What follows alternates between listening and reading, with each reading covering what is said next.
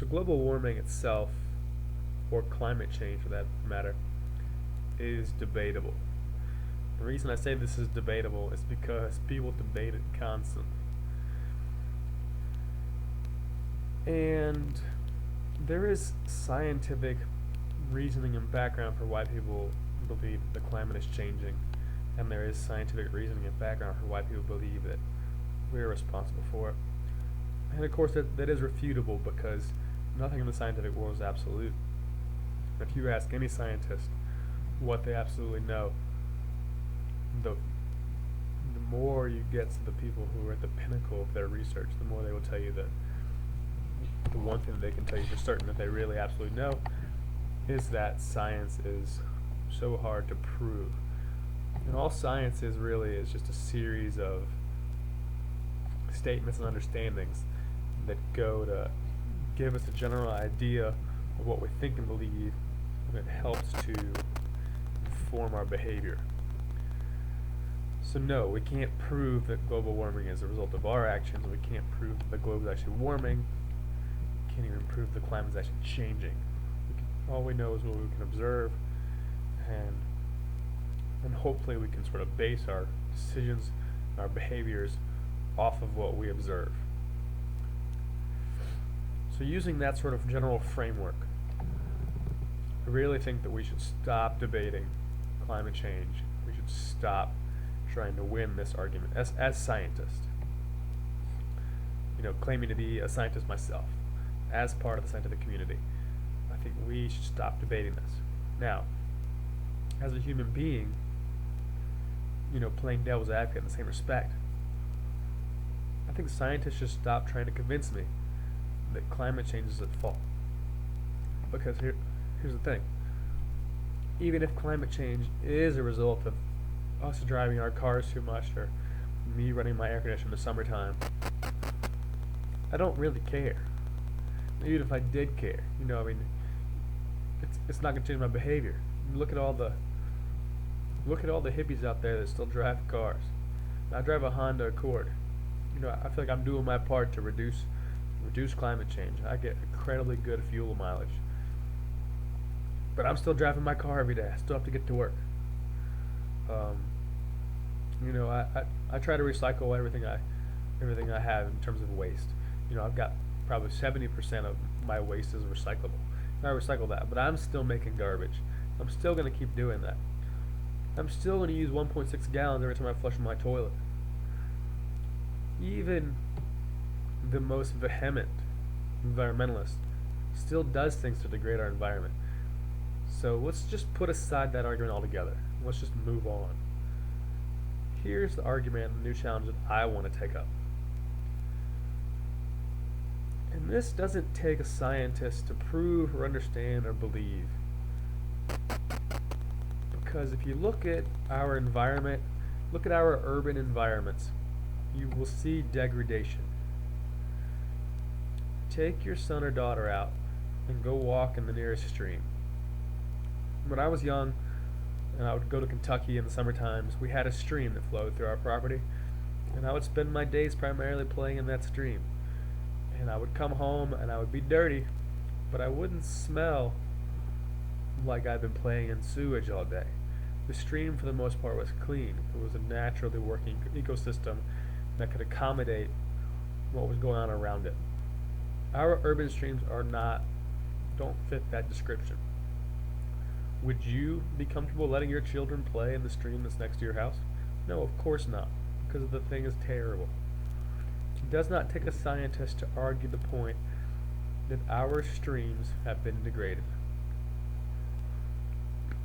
It also does not take a scientist to show and demonstrate how interconnected our streams are with our drinking water system.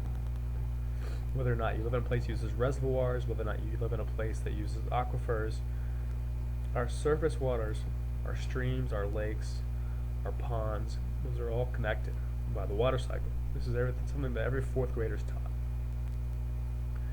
And if we continue to pollute those streams, they will continue to pollute our other water sources. And while we are able to treat, for the most part, we're able to treat out a lot of things that are bad in our drinking water,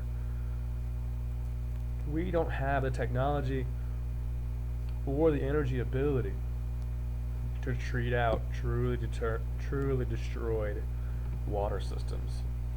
The best thing we've come up with is just isolation.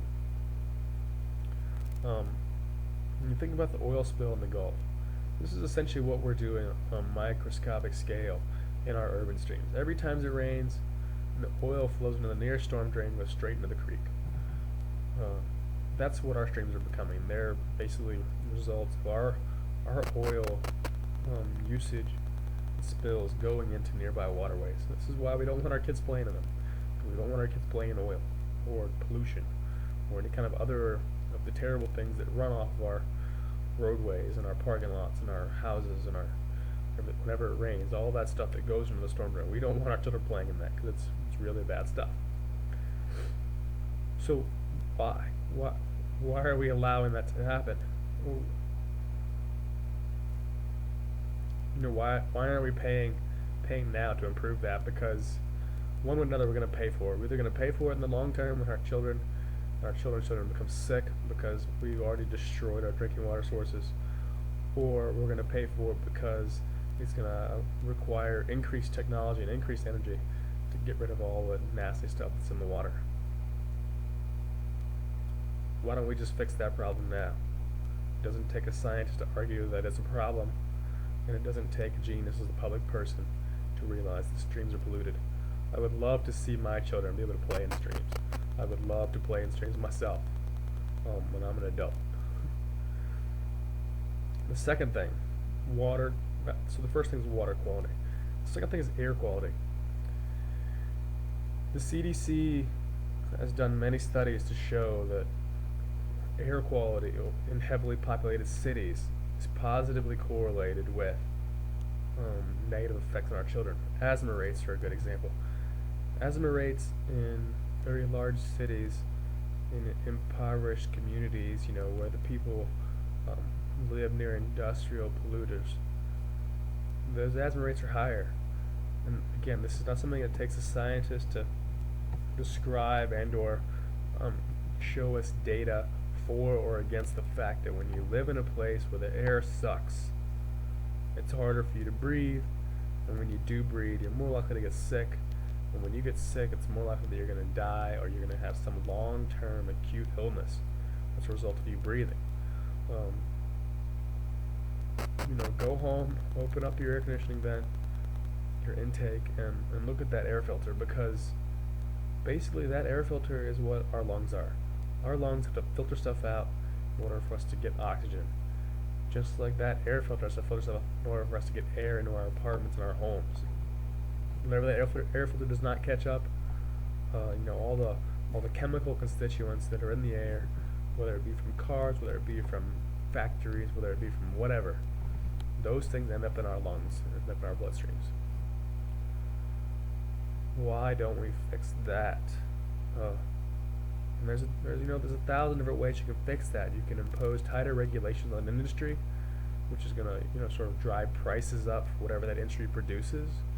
We could figure out how to make our industry more efficient, how to use less energy, to use energy more efficiently. So if we're burning coal, we can figure out a way to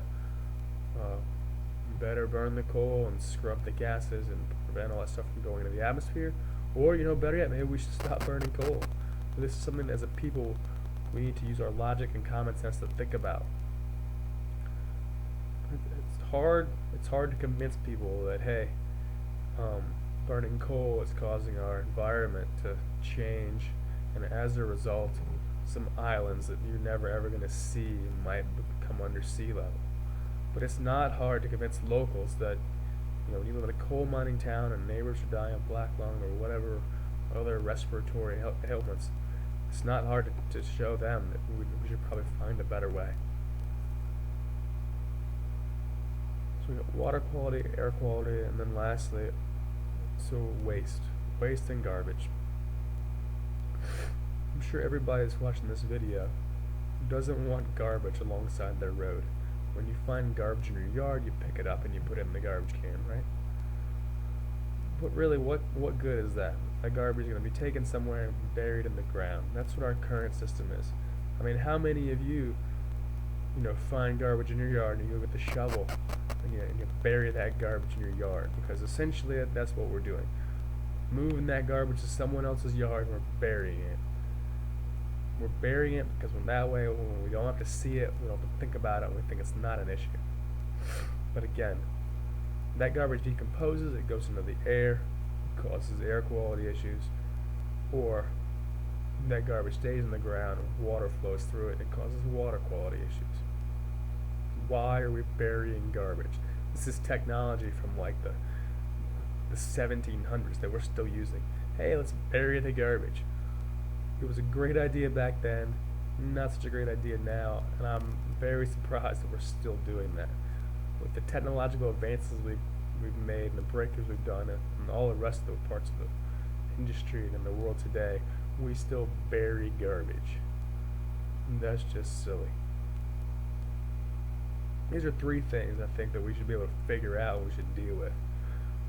And maybe if the climate is changing, we deal with these 3 things, it's probably going to help out the situation. If the climate isn't changing, it's still going to solve 3 pretty basic issues that we definitely have in our cities.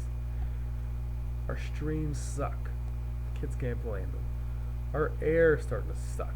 Sometimes it smells bad in the area you live. Sometimes it's hard to breathe. Sometimes you wake up and the Weather Channel tells you not to go outside or do any strenuous activities. It's Saturday. I have to cut my grass. Of course I'm going to go outside. You're telling me the smog level, the ozone danger is high? Maybe we should figure out a way to deal with that. We're burying garbage. Are you kidding me? We should probably figure out a way to do that too. 100% recycling maybe? What if every single neighborhood had a dump in it?